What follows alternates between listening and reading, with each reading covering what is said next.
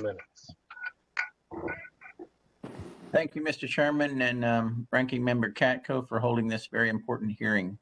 Mr. Blount, my district, Georgia 9, certainly felt the impact of the pipeline shutdown, and I saw many gas stations with no fuel.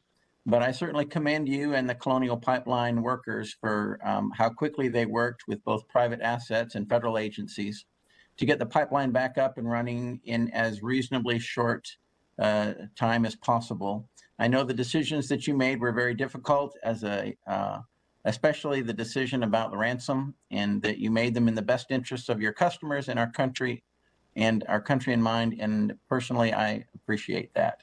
I also commend the Department of Justice and the FBI for recovering the $2.3 million in ransom that was paid. By the way, Mr. Blount, have they given you that money back yet? Thank you for your kind words. I don't know the answer to that. I suspect we haven't seen those Bitcoins back yet, but that's the first question I've heard along those lines in the last 2 days as well. So thank you. Well, I just want to make sure you get it back, okay? Sounds good to me. Thank you, sir. All right. In your testimony, you mentioned your desire that our government put pressure on host countries. Now, having gone through this very difficult experience, do you have any thoughts on how we could do that and how our president could send a strong message to our adversaries? Well, thank you for that question. From our standpoint as a private operator, we don't play in the geopolitical scene, of course.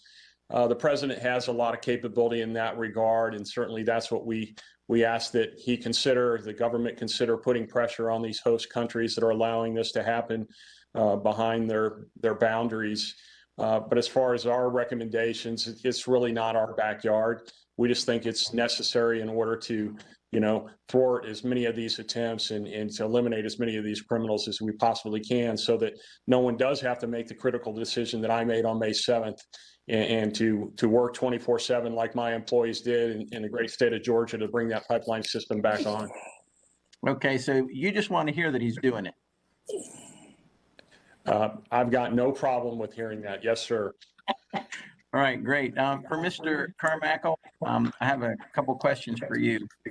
I have always believed that the best defense is a good offense, and I'm a big proponent of making the bad actors pay, especially those who extort others. In all of your work, do you have any information that would lead you to believe the ransomware attacks on Colonial Pipeline and JBS Foods were foreign state sponsored? Congressman, we do not have any information indicating that the attacks against both those organizations were directed by the Russian government. Well, not just the Russian government, but any other state. Congressman, we do not have any direct evidence suggesting that. Okay, all right. Well, same question that I had for Mr. Blount. How do you think our government could do a better job of putting pressure on host countries? I think to basically root out and eliminate these criminals like DarkSide. How could we do that?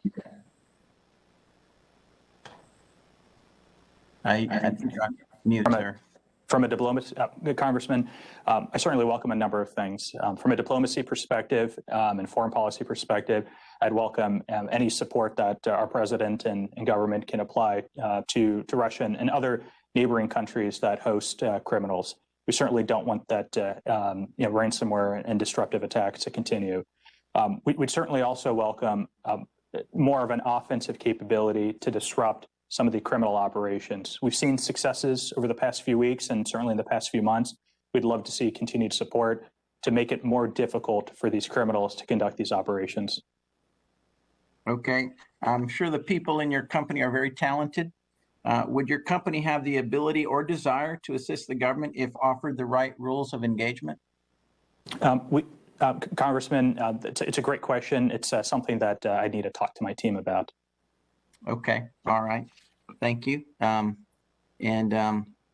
have one more, and this is for Mr. Blount. Between CISA, the FBI, TSA, and other agencies, there's a wealth of information and helpful guidance that is pushed to all companies across all sectors. Has any of that guidance ever made it to your desk or to that of your CIOs? And And if it did, were there any that you found specifically helpful?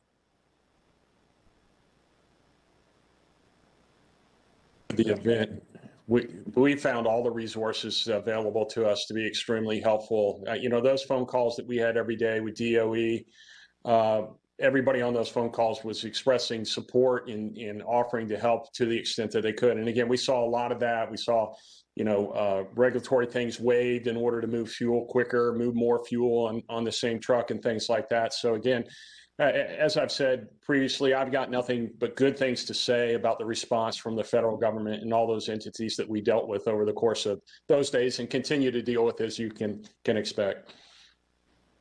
Okay, well, thank you very much. And with that, Mr. Chairman, I yield back. Gentleman yields back. Chair recognizes